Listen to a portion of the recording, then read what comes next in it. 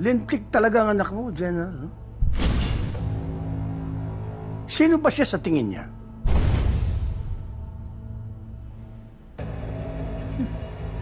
Buti na lang tinimprehan tayo ni Philip. Dapat noon ko pa ginawa to, ha?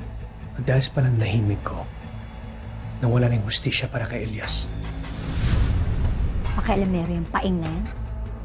Napaka-adalantado. Bakit iniimbestigahan niya ang Palanggang Massacre?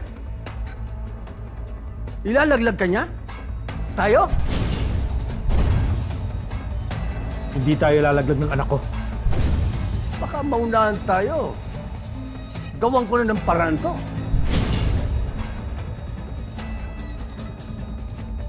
Habang mas maaga, linisin ang basura.